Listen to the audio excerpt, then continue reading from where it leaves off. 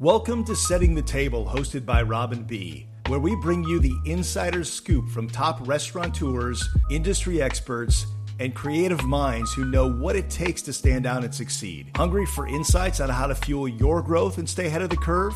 You've just found your secret ingredient. Today on Setting the Table, we're diving into a challenge that every restaurant operator faces: building a front of house team and service culture that not only delights guests, but it also drives sales and creates sustainable, high performing businesses. From training your staff to creating repeatable systems to developing and keeping a strong service culture, these are the pieces that separate restaurants that struggle from those that strive. Our guest today is Jess Rowland, co-founder and head trainer of the Restaurant Launch. Jess has over 26 years of hands-on experience as a regional trainer for a major restaurant group, coaching thousands of front-of-house staff.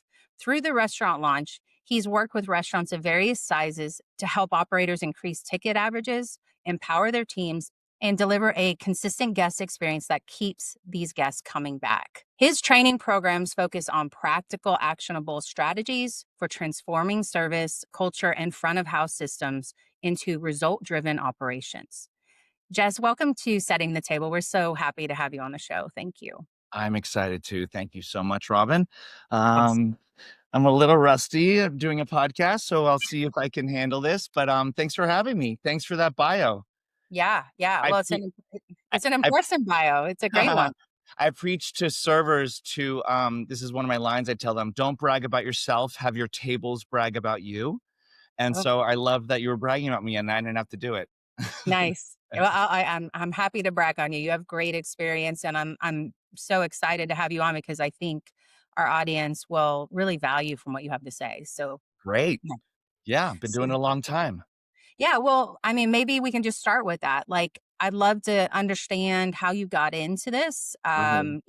and kind of give me just a quick synopsis of like Yeah. how you started, your path, and where you're at now. Yeah.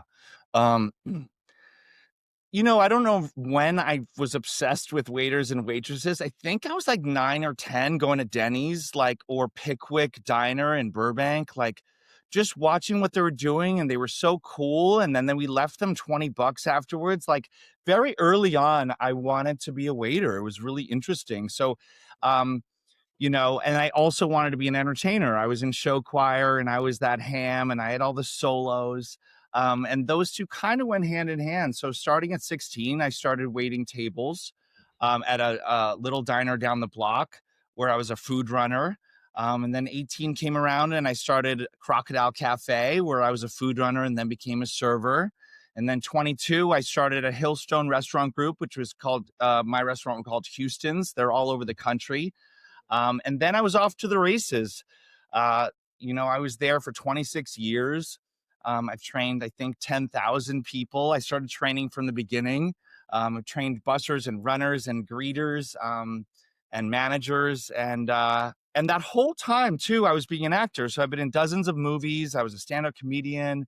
That all of those things at the same time kind of went together, the performing of acting and also the performing of teaching. My dad was a basketball coach and I played basketball my whole life. So they were always going hand in hand, but I always thought I was going to be a waiter. And then cut to now where I'm like, oh, secretly the best thing I am at doing, secretly the best thing that I'm good at is teaching and Yeah. coaching and Yeah. training.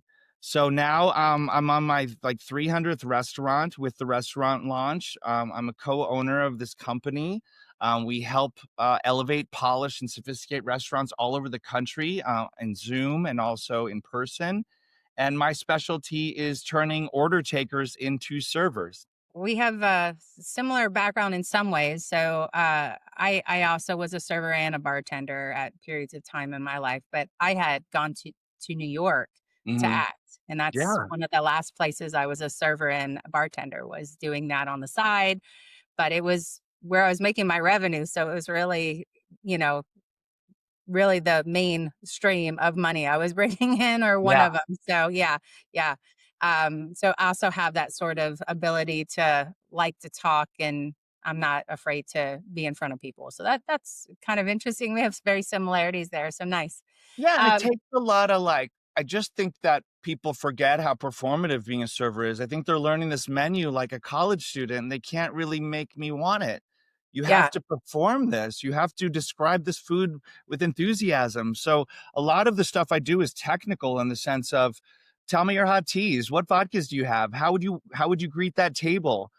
yeah. Rather than these big picture hospitality words that are getting thrown around. I like that. So it sounds like this is kind of where your previous life and your experience come together to really build that passion about the service industry and hospitality. Is that right? Yes, improv. Like, I was an improviser for years and years and years. And in improv, you listen more than you talk, and Hmm. you say yes and you find the yes. Like, all of that applies to being a great server, being proactive, not reactive, anticipating needs, listening, seeing body language change, mirroring guests. All of that comes from my acting background. So I'm bringing a lot of that 30 years of acting into this. And ideally, I want to open like a hospitality acting server camp where they actually like teach this like an acting class, which I Yeah. really, really think that it is. And I think that's the part that's lacking in service right now. I think that they're making it too black and white, and I want to make it color. I love that. And so many times, like we all have our experiences where we've gone to restaurants and we've had a server who just, you can tell they don't want to be there. They have very little enthusiasm about the menu. They're just sort of taking order and going and doing bare minimum. And versus the experience where you go and clearly the server is engaged, loves what they're doing, Mhm. really is invested in the organization. Yeah. You can tell the difference in like seconds, I think, right? I can tell within 30 seconds if it's a good server, average server, or bad. Yeah, Immediately, the way they greet you, the way they feel, the way they stand, the way they look, not looks wise, but just how put together, right, immediately I know, and I know if they're an order taker or if they're a server. And I think, you know, I think people are confused a little bit that I've spent $300, $400, $500 on a meal and they were still an order taker and training too. That's the reason why they weren't trained properly. right, right. So with that in mind, like what is your biggest pet peeve when you go out to eat? Like what's Oh when man. you walk up or you kind of have that moment where you're like, you look for that thing that drives you crazy. What is I it? don't Well, nothing can drive me crazy anymore because I've been doing it so long and that would affect whoever I'm hanging out with. So I've been Mhm. banished from coaching or giving notes from all my friends really because it's like a beautiful mind. I start going and noticing things that no one is seeing, right? I think my biggest pet peeve still to date is when the service doesn't match the price. Mm. So when I Right. flip over the bill and it was 380, then my mind is like, that bathroom was a mess. He touched his hair 3 times. He wanted to take our order before our drinks hit. He never brought share plates. The Sunday came out and we didn't have spoons. Like, then that is my biggest pet peeve.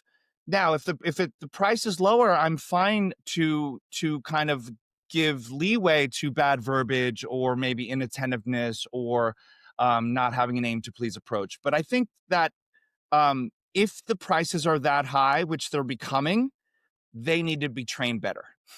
Yeah, I agree. Yeah. So kind of coming off of that, what are the biggest things that you think are the front of house must haves that teams and managers need to do to consistently be exceptional, not just okay or good, but exceptional and to match that, sort of price point that they're Yeah. playing? They need to do what I did at my restaurant for 26 years, which is coach every single day. Mm, Coaching is something that needs to never end. Continued education is not a punishment, it is a reward. It's something that should be a non-negotiable for every single restaurant. When you walked by that table and missed that pre-bus, you're going to get a small coaching on it. When you're carrying your glassware. Did I bring my glass? I always have a glass. Oh, right. When you carry your glassware up here and when you're oh, dropping off the thing, I'm gonna coach you on that. Now, when I coach, I'm not mad at you. It is just what we do. So if that would be the biggest thing that needs to change immediately is that we have to coach forever. yeah.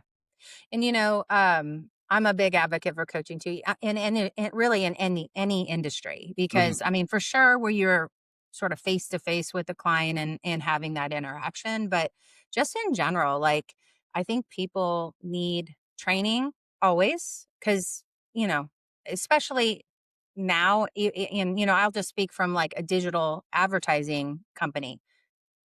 Digital changes like every second. You you can blink and something new is out, especially with like AI and all of these different things. And if you're not training and encouraging people to be constantly sort of elevating their skill set and their capabilities, you get stuck in the mud. You start to really see your service decline. And so I Yeah. that is a great answer. It's absolutely critical for restaurants. Yeah. Um, with that in mind, though, I'm wondering, like, which do you feel is most important? Is it service or food when it comes to someone's experience with a restaurant? Oh, man. These are the age-old questions, chicken or the egg, right? Yeah. Um, I think for me, food's gonna slightly win because I don't crave someone's service, but I Hmm. will crave a burrata pizza, or I will crave that waffle with that spicy syrup. That being said, it goes hand in hand because when the service is bad, people find a reason to not like your food, Yeah. you know? Well, and what's kind of interesting, a lot of people will say, well, so much has shifted to online ordering and delivery, but there's even a service component there. Now, not with people, but there's still a component of, did you take the time to check the bag? Did you make sure everything's in there? Did you, seal the pieces of packaging or utensils to ensure that it's safe? Right. Is there any communication to the client when they receive it that's delightful and makes them go, oh, I love ordering from these guys. They're Yeah. fantastic. So I don't know if you have any thoughts on that, but like, I think I get a lot of comments like, oh, well, there's a whole sub segment of the industry that has shifted online. So that service isn't as important, but I think it still is. There's Well, still a component there. that's a great point because it's part of my IP and part of the hill that I'm dying on is that hospitality is not lacking, but service is. And service is not your personality. That's why you got hired. Service is actually speed, accuracy, efficiency, awareness, and knowledge. I'll say them again for your listeners. Speed, accuracy, efficiency, awareness, and knowledge. And that implies to DoorDash, that applies to banks, that applies to hair salons, that applies to grocery stores, that applies to car dealerships. Speed, accuracy, efficiency, awareness, knowledge is the key, the 5 pillars of great service. And Hmm. being nice doesn't matter if you forgot my Sprite 3 times. Yes, So, yeah, exactly. DoorDash, Postmates, all of that comes down to they were 20 minutes late. They didn't wrap my boba. Like that is accuracy and efficiency. Yeah. And you look at customer reviews, I think restaurants can just look at those and see a lot of times when there is a negative review, it encompasses those kind of things. Oh, I ordered Mhm. and it came without my side. Or it wasn't, there were no utensils. Like those things are very commonly what people will take the time to actually comment about when it comes to reviews, which are so important now with social proof being such a huge component of not only how people choose a restaurant, but it affects SEO. I mean, Yep. it's just such a big piece of the pie that needs attention. Yeah, and I think they think just go be nice Mm, or, go apologize. No, it shouldn't have happened.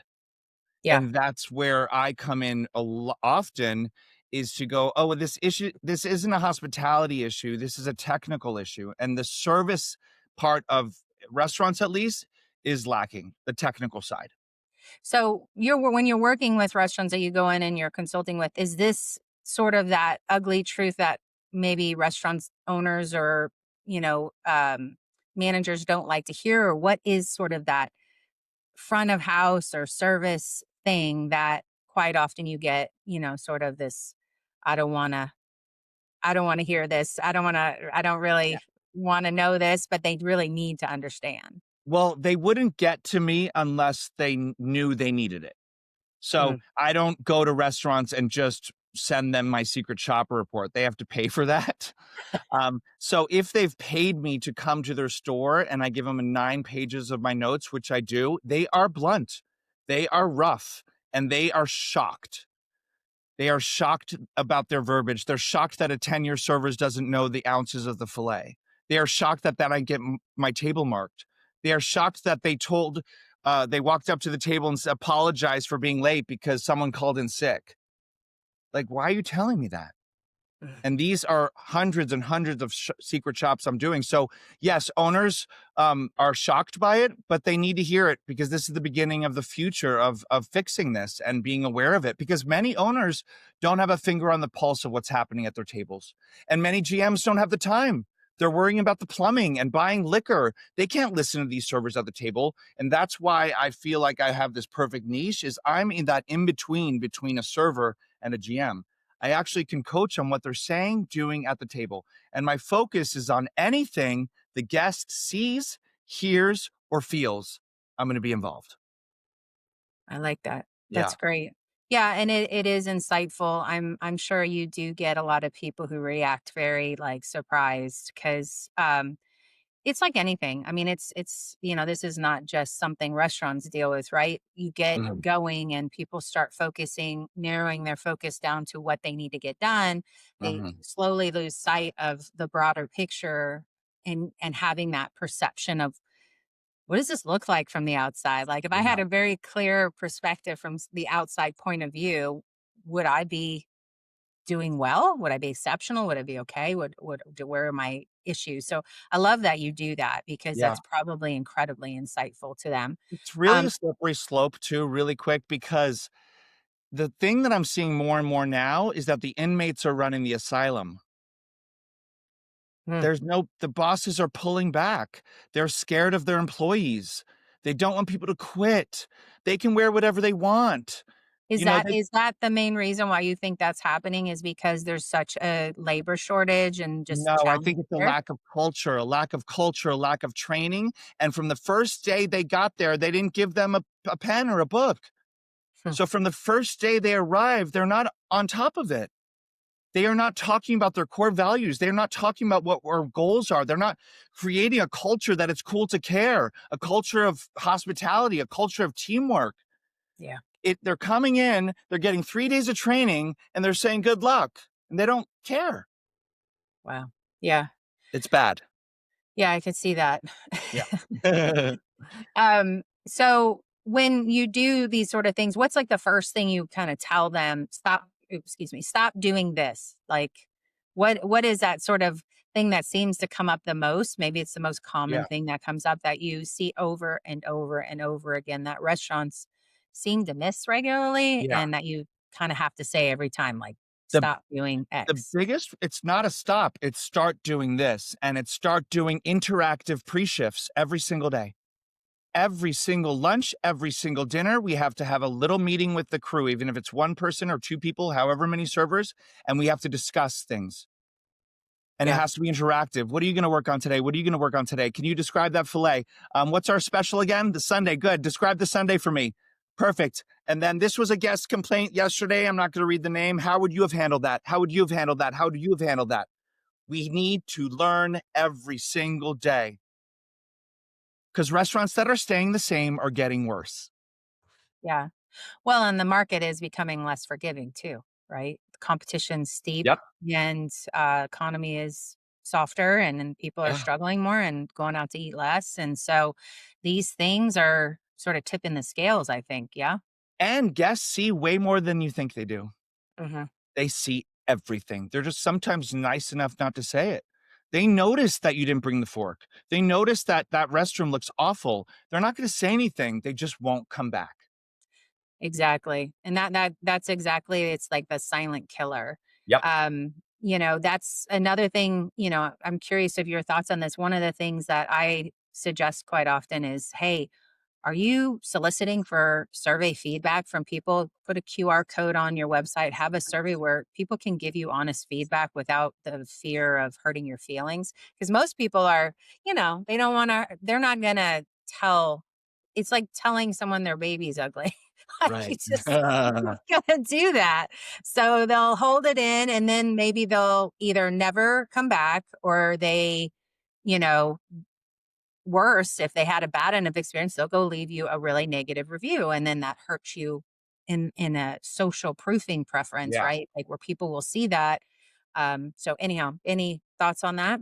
Well, I will say, which is smart, all most reservation programs like Resi, there's a bunch others that I don't really know the name of.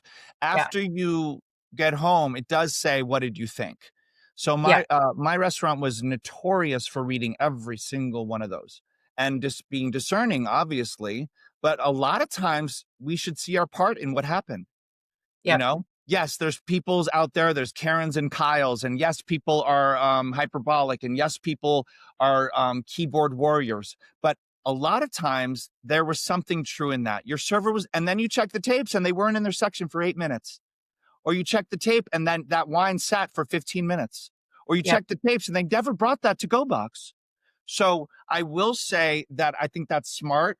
I'm not a big proponent of asking for reviews. I think that's a little needy, but I do think the reservation, um, establishments asking for that is smart. Yeah. But the restaurants aren't reading it, and they're defensive. You can't be defensive. Feedback is neutral.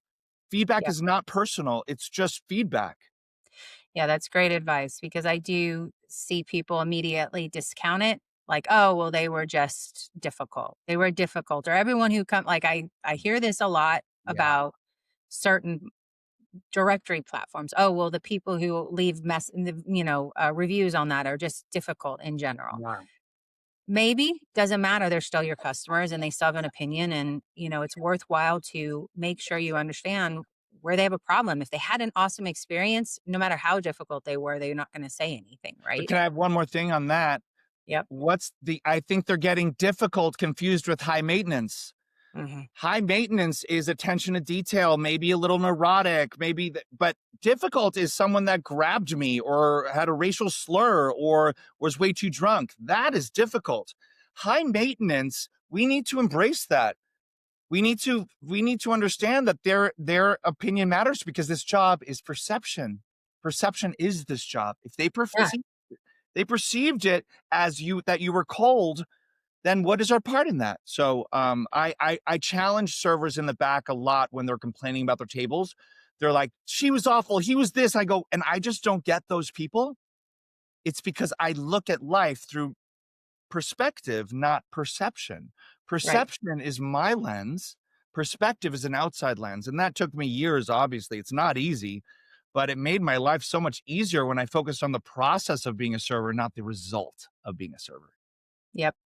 And a lot of times I love you talk about perception. I very frequently talk about, perception is reality a lot of Mhm. times. I mean, Yeah. if that is the perception and that is what is outwardly perceived, then it soon becomes sort of the reality of what the public may think of your restaurant. Yeah. And I'm going to say one more thing, shocker, is that some customers are also not right for your restaurant. The Yeah. customer is not always right. And I want to turn customers into guests. Customers go to banks. Customer goes to grocery stores. Guests appreciate restaurants more than customers do. And I think it is our job as restaurant owners and managers and servers to elevate our game so much that we have a right to maybe say, this restaurant's not right for you. Yeah. They're not, they are not running the show. I just think that we're bending over backwards sometimes a little bit too much for that as well. Agree. Yeah. So, do you have like an example, like a real example of maybe a restaurant that you've worked with where you kind of were able to change this paradigm to shift and elevate them to that exceptional service that you're kind of speaking of? Yeah, I mean, it starts mostly with the company I was with for 26 years, because for the last 7, I was shipped. They have 48 stores. So I was shipped all over the country to elevate, to polish, to sophisticate. And we saw it with guest reviews, we saw it with the PPA. their PPA went up. We saw that they were getting an appetizer on every table. We were seeing that the servers were in the back talking about wow moments and not who's hungover. I changed their outlook on this. One of my strengths is I want to make this job esteemable. This is a billion-dollar industry that not enough people are proud of. So I come in as Coach Jess, as this inspirator, is that a word? Motivator to go, you're doing something. You can make $80,000 a year, $90,000 a year. Treat this like something that you should be proud of. And that shift is what they're most excited about.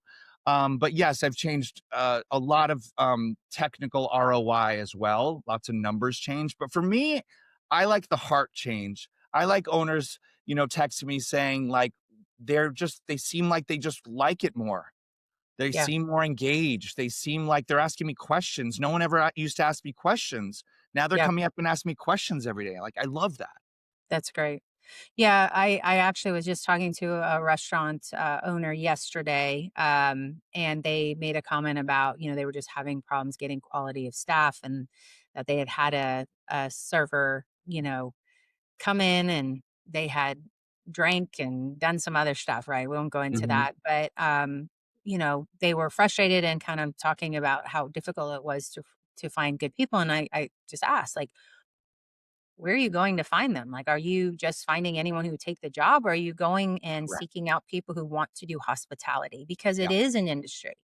And, there's a huge opportunity in those industry Mhm. areas. And so, getting someone who really cares about it, you have a totally different attitude than somebody who's just paycheck to paycheck, just doing it to do it. Right. Well, my big part of my program is hiring.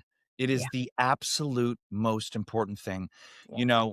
I recommend Monday through Thursday, you do open interviews from 2 to 4, 363 days a year.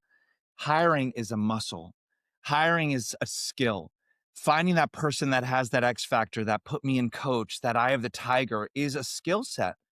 And we Yeah. need to be hiring people, not resumes. And we need to be asking incisive questions about outside of work. I want to see if they have a sparkle in their eye. Do I want to Yes. hang out with you for 30 hours a week? It's Yeah. less about can you make a dry martini and more about are you coachable? Do you want to be part of a team? These are the questions I'm bringing out in people, and I'm getting them excited about it. And I know immediately if they're not a match, if they're bringing up negative things about their old managers, if they're bringing up the first question, how much money am I going to make? That's not a match.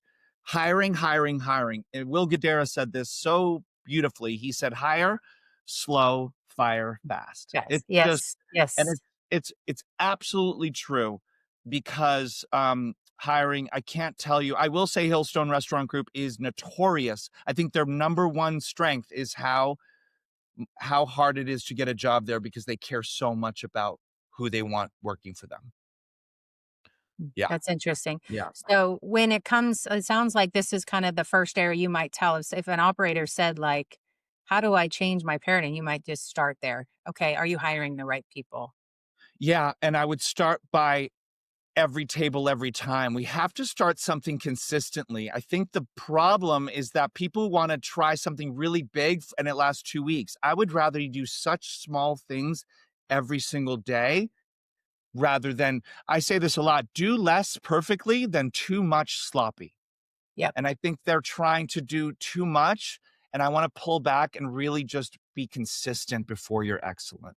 Yep. Yeah. Perfection is a detriment to progress, right? Yeah. If you try to do it perfect, you never start moving. There Yeah. is no such thing as perfect. So, Yeah. Um, yeah, yeah.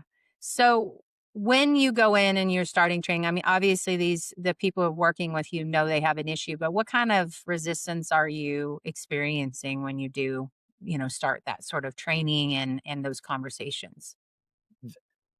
I'm getting resistance in the beginning because they're talking about what if this doesn't work? What if in 3 months it does? And I say, we are going to be present now. We are going to be committed for the next 3 months. You're going to try this jacket on. And I always say, you can always return the jacket. But their resistance is not the work, it's their future fear. Because, and another thing that I'm good at is I'm not talking at them, I'm talking with them. I am a server. I Mhm. backed up ice. I did side work. I had pens stolen. I was crying because I got dumped in the walk-in. Like, I am a server. I did side work, you know what I'm saying? So, uh, that is one part where they think they're gonna have resistance, and then they meet me and they're like, "Oh, this guy is one of us." Yeah, And then also, resistance-wise, I think that's the only that's kind why of the big. that's the only issue is they don't think it's gonna stick, but they're talking about something that hasn't happened yet. Got it. Yeah, Yeah. yeah, yeah. Sometimes the um, I'm looking for the right word, but sort of the future unknown is more scary than the actual Yeah. current, like just doing it. Yeah. Um, yeah. So kind of a shift. Lots of changes in this industry. Um, a lot more technologies coming in, just challenges, but also opportunities. I'm curious how you see the front of house service and evolving in the future and kind of what do you think operators and managers should be doing now to prepare for that? Actually, I think it's gonna be one of the jobs that AI can't take from us. So I think it's gonna be even more powerful, the stuff I'm teaching about warmth and being approachable and having an aim to please approach and describing the food with some energy. And I think that it's going to stick out like a sore thumb, that it's not happening. And I Yeah, also do think the future of restaurants is that the middleman is gonna be cut off, just like the middle class. I think there's gonna be really high-end restaurants, and there's gonna be really low-end restaurants. I think sooner or later, that middle ground is gonna go bye-bye because it's hard to run a restaurant. So I think people either have to sink or swim. I think we really have to buy into training, buying into coaching, buying into, "Are you in this for the long haul?" yeah. You know, if you're not in this for the long haul, I would close the doors, to be honest, because the P&L at restaurants, I've seen them, is very slim. The margins are very, very, very slim. Well, and some of the things I talk to clients about is just, know your numbers, leverage technology where you can, but to your Mhm, point, like where you can showcase your people and your passion, do it. mhm. Um, but also, with kind of coinciding with what you're talking about, I mean, I think this is where you have to know what your unique point of view is, your unique selling point. Like you need branding, you need to understand what sets you apart from everybody else and lean in on it Yes. in order to survive. Otherwise, you're just in the sea is same. And Yep, those people, I think, are starting to really struggle with how do I attract people? Like, why is someone yep, choosing me over the other 50 restaurants that are within a 5 mile radius, which is about as far as most people will go to travel yeah, to sit down at a restaurant. yeah. So, I yeah, ask I ask owners often, "What are your core values?" And some don't have any. yep, They don't and, like, what is your foundation? What do you believe in? What is your Apple and Google and Amazon even, they lock themselves in a room for 10 hours to figure out what their core values are. Like, it is so important to know your why. yep, Yeah, I really believe that as well. yep, yep. So, this has been great. I just wanted to ask you one more question. Yeah. After serving like and helping so many servers, um, what's your most sort of satisfying part of doing that? Like, what do you get sort of the most energy and really excitement from? Yeah. Well, for all of those years, the in my 20s, I was competitive. So that was the basketball player in me came out that I wanted to be the best and I wanted to make the most money and I wanted every guest to love me. In my 30s, it transitioned to being a coach and seeing potential in others and creating new leaders. And now in my 40s, where I own my own company, it is about, changing the culture and really changing the culture of restaurants and seeing I'm working with a restaurant right now in Austin and they have 10 stores and we're on a big WhatsApp and all 60 managers every single day go, this happened, this happened, this happened. This is so exciting. Everyone is changing. We're buying in. Like, it is so rewarding.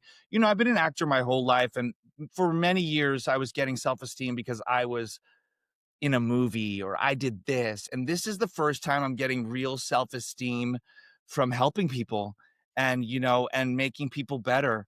There's a saying, I think in Japan, there's a saying called the ikigai, And the ikigai is something in Japan where they strive for their whole lives, which is, something that you're great at, that something that you love to do, that's something that the world needs, and something that you make money at.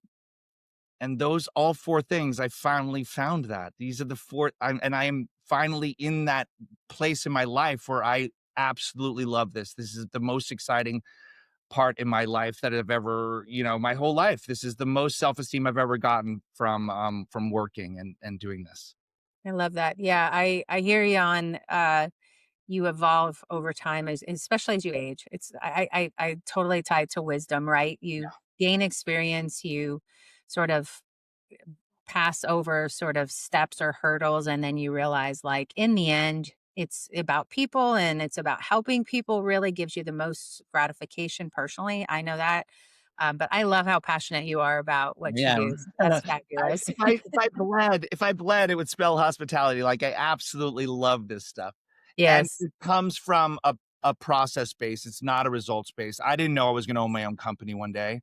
Yes. I was just doing this because I loved it, and I turned around and I'm an expert. I've, trained 45,000 hours.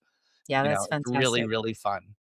Yeah, totally agree. I got you on being passionate and feeling like you're making a difference. Yeah, There's something really wonderful about that. So yeah, awesome. Well, I do want to, as we finish, I don't really have any other questions. You yeah, are just a wealth of knowledge, and this was really fun to chat with you. yeah, I do want to give you opportunity to sort of give everyone who's listening sort of the information on how to find you, yeah. where to go, what to do. The company is called The Restaurant Launch. So we have a website and also The Restaurant Launch on Instagram. My Instagram handle is Jess Rowland 31. My assistant's email is in my bio, and I also live and breathe on my phone. So I will answer anything. Why don't you? They DM me. If they say your name, Robin, DM me Robin or something, and I'll know like to answer it immediately. But yeah, I've worked with over 300 restaurants right now, and I'm open to helping everyone. I'm doing keynote speaking about hospitality. I'm helping more than just restaurants, and I absolutely love this. So thanks for having me on here. And if anyone wants to reach out, I'm very accessible. Awesome. Well, I'm so thrilled you came on. This has been fantastic. So thank you very much. Yeah, thank you so much, and keep in touch. And bye, America. Yeah. Everybody, thanks for tuning in. Be sure to subscribe so that you're kind of given the bell to when the next time we have a guest. So till next time, thank you.